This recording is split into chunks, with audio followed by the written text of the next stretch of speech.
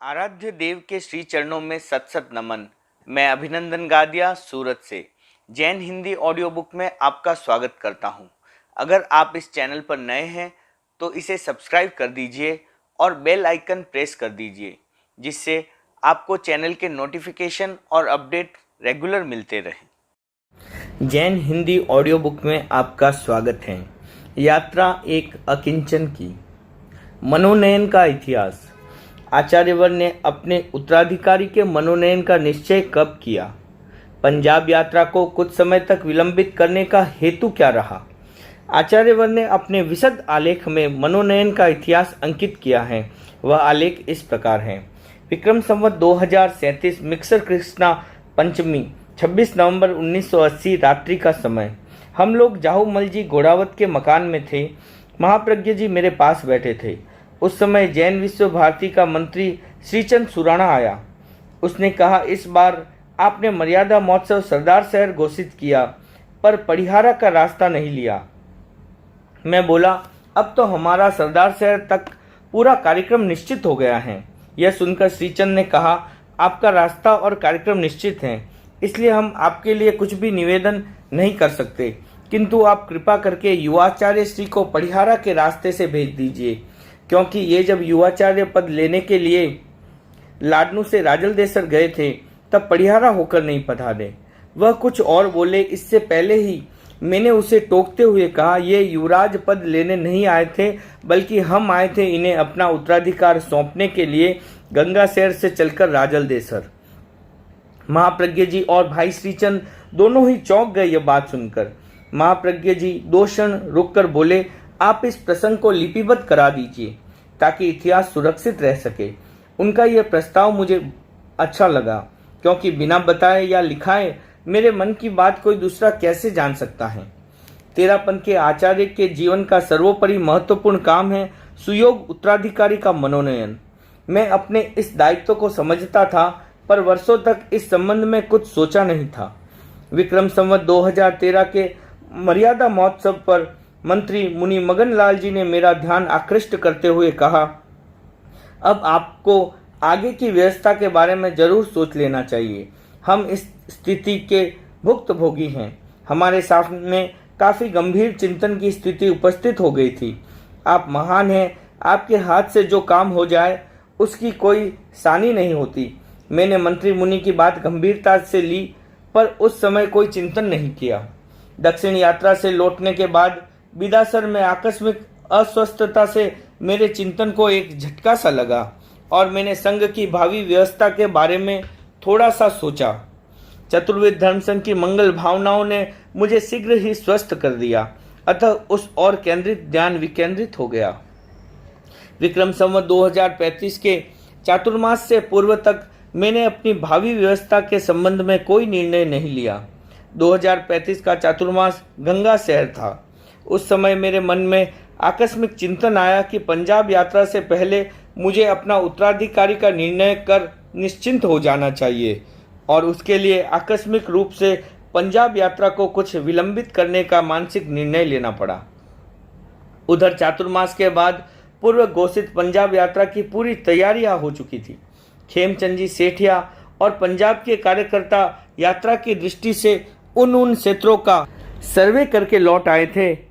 उनकी दृष्टि में भटिंडा क्षेत्र मर्यादा महोत्सव के लिए सब तरह से उपयुक्त था।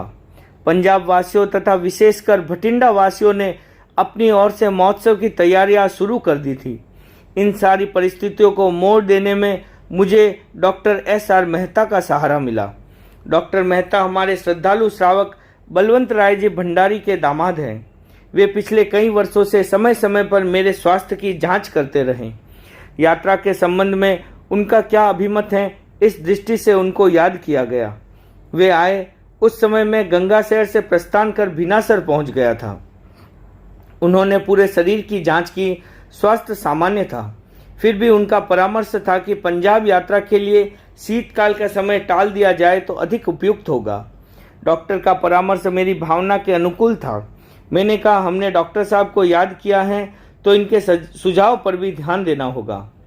भिनासर मिक्सर कृष्णा चतुर्थी शनिवार 18 नवंबर 1978 भिनासर में प्रातःकालीन प्रवचन का समय। भिनासर, गंगासर, बीकानेर आदि क्षेत्रों के हजारों लोगों की उपस्थिति में प्रवचन करने लगा। न तो जनता में कोई नई उत्सुकता थी और न ही कोई मर्यादा महोत्सव की प्रार्थना थी। किसी को कोई संभावना भी नहीं थी। मैंने अप्रत्याशित रूप से मर्यादा महोत्सव के लिए राजल देसर का नाम घोषित कर दिया। लोग देखते रह गए, ये क्या, कहाँ पंजाब और कहाँ राजल देसर। उस समय मुनि नथमल जी वहां नहीं थे। उन्होंने 2 दिन पूर्व ही मैं जैन विश्व भारती लाडनू के लिए प्रस्थान करा चुका था।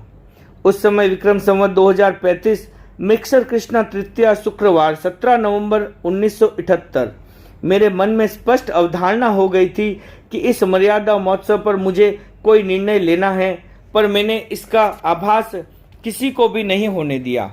भिनासर से डूंगरगढ़ होते हुए हम मोमासर पहुंचे। रास्ते में थोड़ा श्वास का प्रकोप हो जाने से वहां से प्रस्थान करते समय सुखपाल का प्रयोग किया। यह भी मेरे जीवन की एक नई घटना थी। मोमासर से हम माघ कृष्णा नवमी को राजल देसर पहुंचे। उसी दिन मुनि नथमल जी लाडनू से चलकर राजल देसर पहुंच गए। वसंत पंचमी के दिन प्रातःकाल साध्वी प्रमुखा कनक प्रभा नया रजोहरण, चोल पट्टा और पछेवड़ी लेकर आई और बोली, ये उपकरण मुनि श्री नथमल जी को देने की कृपा करे। मैंने उसके निवेदन पर रूखापन दिखाते हुए कहा, इन्हें वापस ले जाओ। यह शब्द सुनकर उसने आश्चर्य के साथ मेरी ओर देखा, पर पूछा कुछ भी नहीं। बाद में उसने बताया कि उस दिन मैं इस बात में उलझ गई कि हो क्या गया, मुझसे कोई भूल हो गई या मुनिश्री के प्रति आचार्य श्री की नाराजगी है। लाए हुए उपकरण वापस ले जाने के लिए क्यों कहा।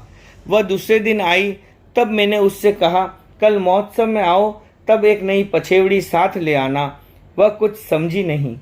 तब मैंने उसको थोड़ा सा संकेत दे दिया।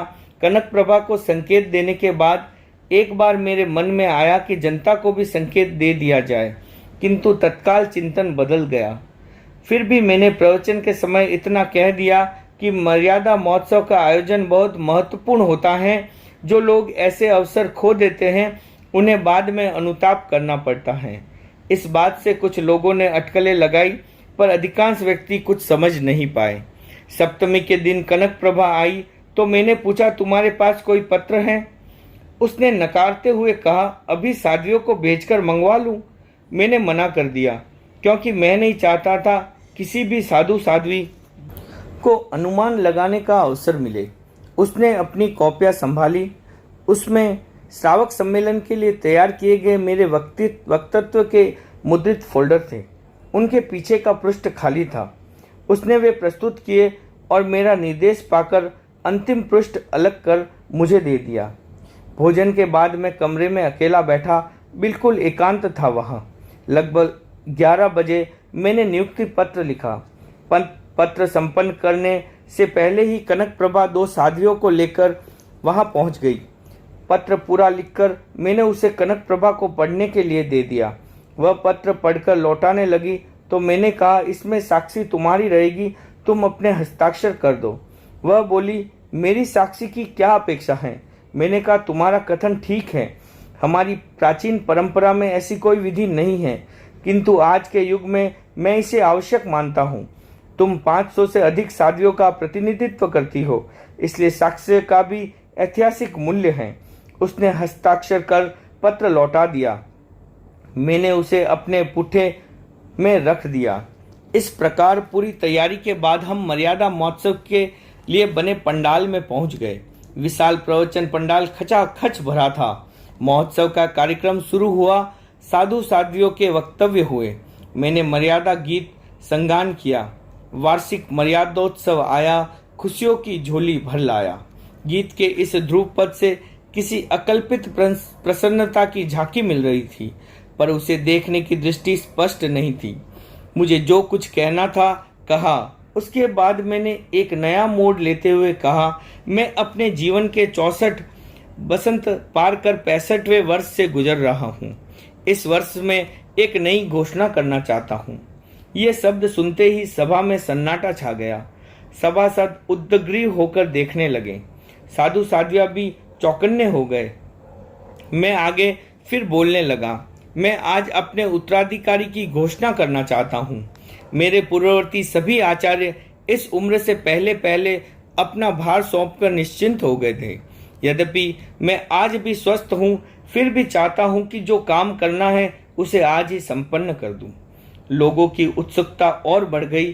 किसका नाम आता है, प्रश्न चिन्ह सबकी आकृतियों पर उभर आया। चिंतन की दौड़ शुरू हो गई। मैंने उस दिन पंडाल की जो स्थिति देखी, ऐसी कभी नहीं देखी।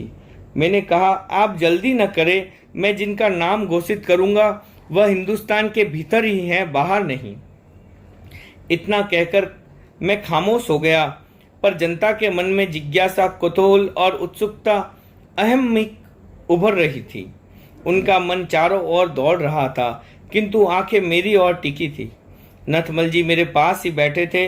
मैंने उस और दृष्टिक्षेप किया। वे स्वयं गंभीर चिंतन की मुद्रा में थे, मानो वे भी कुछ होने वाला है इसकी था पाने का प्रयास कर रहे थे। मैंने कहा, खड़े हो जाओ। आगे कुछ कहूँ उसे सुनने के लिए जनता एकदम अधीर थी। मैं बोला, नथमल जी खड़े हो जाओ। इतना कहते ही पूरा पंडाल हर्ष ध्वनि से गूंज उठा। मैंने उत्तराधिकारी पत्र पढ़कर मुनि नथमल जी को दे दिया। उसके बाद नई पछेवड़ी मैंने स्वयं ओढ़ी, फिर उसे उतारकर उन्हें ओढ़ा दी। लगभग 20,000 की उपस्थिति में जो उल्लासमय वातावरण बना वह अद्भुत था, अपूर्व था। इसके लिए भी और कोई शब्द गढ़ा जाए तो वह बहुत छोटा रहेगा। मुनि नथमल जी का श्रद्धेय गुरुदेव कालूगणी ने दीक्षित कर मुझे सौंप दिया। ये मेरे पास पढ़े और बढ़े। मेरे प्रति इनका समर्पण भाव उस समय भी अद्भुत था। इनकी गति प्रगति देखकर मुझे प्रसन्नता होती है। ये आचार कुशल, जो आचार्य पद की योग्यता का सर्वोत्कृष्ट मानक होता है, प्रकृति से ऋजु, विवेकशील, प्रखर मेघा के धनी, असाधारण अध्ययनशील, दृष्टि संपन्न, विस्मृत प्राय, जैन साधना पद्धति को उजागर करने वाले और सर्वात्मना गुरु दृष्टि के आराधना करने वाले थे। इतना सब कुछ होने पर भी इनके मन में किसी प्रकार का अहम नहीं था। जैन धर्म और तेरापन धर्म संघ की प्रभावना में इनका असाधारण योग रहा। इन्हीं सब तथ्यों को आंकलन कर मैंने गंगा शहर में विक्रम संवत 2035 कार्तिक शुक्ला त्रयोदशी को दीक्षा महोत्सव के अवसर पर हजारों की उपस्थिति में इनको महाप्रज्ञ की सम्मान्य उपाधि दी। उस समय अनेक व्यक्तियों ने सोचा, आचार्य सिंह ने अब अपना रास्ता साफ कर दिया है। मेरा अपना स्वतंत्र चिंतन है और स्वतंत्र निर्णय था। चतुर्विधि धर्म संघ के उल्लास ने मेरे चिंतन और निर्णय को सही प्रमाणित कर दिया। इस बात की भी मुझे प्रसन्नता है। मुनि नथमल जी मेरे उत्तराधिकारी बने। एक और मुनि हमारे धर्म संघ में मुनि नथमल जी नाम के हैं। हमारी परंपरा के अनुसार आचार्य का नाम दूसरे मुनि का नहीं होना चाहिए। मैंने सोचा, मुनि श्री नथमल जी का नाम बदलूं, यह नई बात नहीं होगी। इनका नाम बदल दिया जाए, यह भी एक नया काम होगा। यह सोचकर मैंने उसी समय उन्हें प्रदत्त उपाधि महाप्रज्ञ को उनका नाम घोषित कर दिया। उस समय हजारों आंखों ने मुनि नथमल जी के बदले हुए परिवेश को युवाचार्य महाप्रज्ञ के रूप में देखा। मैं अपना काम पूरा कर निश्चिंत हो गया। साथ साथ महाप्रज्ञ जी को भी निश्चिंत रहने का निर्देश देते हुए मैंने कहा, तुम अभी संघीय दायित्व से निश्चिंत रहो। तुम अपनी साधना और साहित्य का जो महत्वपूर्ण काम कर रहे हो उसी में अपनी शक्ति का नियोजन करते रहो। इस आहतमय वातावरण में मैंने कहा, महाप्रज्ञ तुम युवाचार्य बन गए हो, आओ मेरे बराबर आसन पर बैठो। वे सकुचाए। तब मैंने कहा, संकोच मत करो, 2 क्षण के लिए ही बैठो। मैंने हाथ से पकड़कर उन्हें अपने पास बिठाया। एक नया दृश्य देख समूचा पंडाल जय जय की ध्वनि से गूंज उठा। ध्यान में पूर्वाभास। आचार्यवर ने जिन दिनों मुझे उत्तराधिकारी बनाने का निर्णय लिया, उन्हीं दिनों का प्रसंग है। एक दिन मैं समणियों को अध्ययन करा रहा था। समणी नियोजिका स्मृत प्रज्ञा साध्वी विश्रुत विभा ने पूछा, आचार्य तुलसी आपका उत्तराधिकारी के रूप में चयन करेंगे, क्या इसका आपसी को कोई आभास या संकेत मिला था? यदि यह प्रश्न युवाचार्य पद पर प्रतिष्ठित होने से पूर्व पूछा जाता तो मैं उत्तर नहीं दे पाता। समणी स्मृत प्रज्ञा ने यह प्रश्न युवाचार्य पद पर प्रतिष्ठित होने के बाद पूछा, इसलिए मैंने जो अनुभव किया वह स्पष्ट शब्दों में व्यक्त कर दिया। तुलसी अध्यात्म निडम, जैन विश्व भारती लाडनू, ऊपर का कक्ष, पश्चिम रात्रि का समय। मैं एकांत में बैठकर ध्यान कर रहा था। अकस्मात मेरे सामने एक दृश्य उभरा। मैंने जो देखा वह नीले रंग में देखा। एक पट है और मुझे उस पर बैठने के लिए कहा जा रहा है। यह दृश्य एक बार नहीं अनेक बार मेरे सामने आता रहा। आज ध्यान के समय यह मुझे क्यों दिखाई दे रहा है, इसका अर्थ मैं नहीं समझ सका। युवाचार्य बनने के बाद उसका अर्थ बुद्धिगम्य हो गया और अब उसका निर्वचन किया जा सकता है। एक ज्योतिर्विद की भविष्यवाणी। मैं शांति निकेतन के ऊपर के कक्ष में बैठा था। आज करण चोपड़ा एक ज्योतिषी को लेकर मेरे पास आया। वह ज्योतिर्विद शिक्षक भी था, बीनासर के विद्यालय में पढ़ाता था। वह मेरी जन्म कुंडली का अध्ययन करके आया था। उसने फलादेश बताते हुए कहा, माघ के महीने में उच्च पद की प्राप्ति का योग है। आपका भाग्य प्रबल है। यदि आप रविवार के दिन नमक का वर्जन करें तो अति उत्तम होगा। ओम अरहम।